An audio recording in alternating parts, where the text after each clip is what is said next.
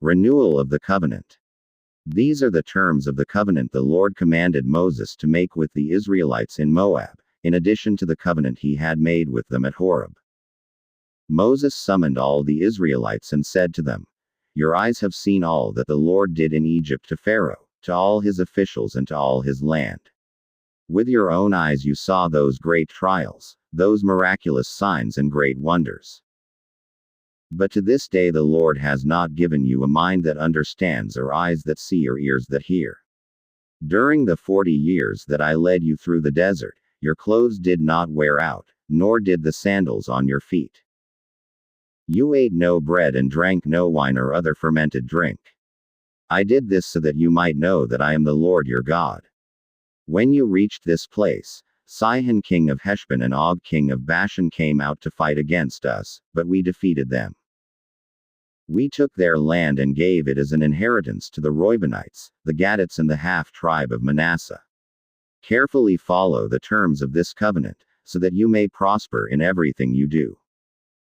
All of you are standing today in the presence of the Lord your God, your leaders and chief men, your elders and officials, and all the other men of Israel, together with your children and your wives, and the aliens living in your camps who chop your wood and carry your water. You are standing here in order to enter into a covenant with the Lord your God, a covenant the Lord is making with you this day and sealing with an oath, to confirm you this day as his people, that he may be your God as he promised you and as he swore to your fathers, Abraham, Isaac and Jacob. I am making this covenant, with its oath, not only with you who are standing here with us today in the presence of the Lord our God, but also with those who are not here today. You yourselves know how we lived in Egypt and how we passed through the countries on the way here. You saw among them their detestable images and idols of wood and stone, of silver and gold. Make sure there is no man or woman, clan or tribe among you today, whose heart turns away from the Lord our God, to go and worship the gods of those nations. Make sure there is no root among you that produces such bitter poison.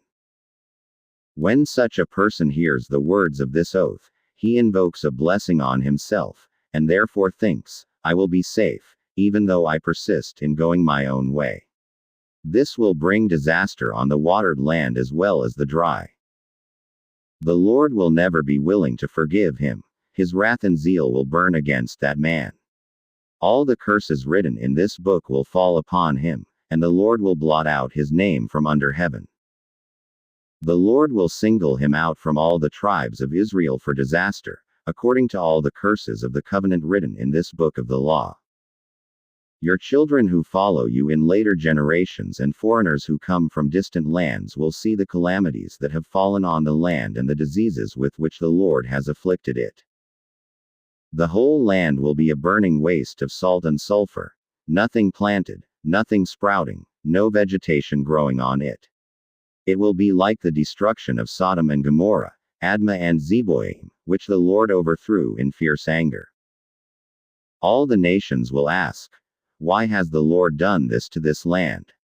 Why this fierce, burning anger?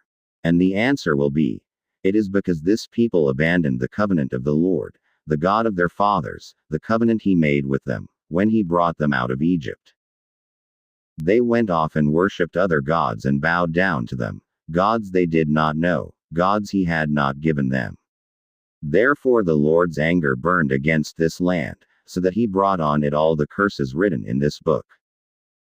In furious anger and in great wrath, the Lord uprooted them from their land and thrust them into another land, as it is now.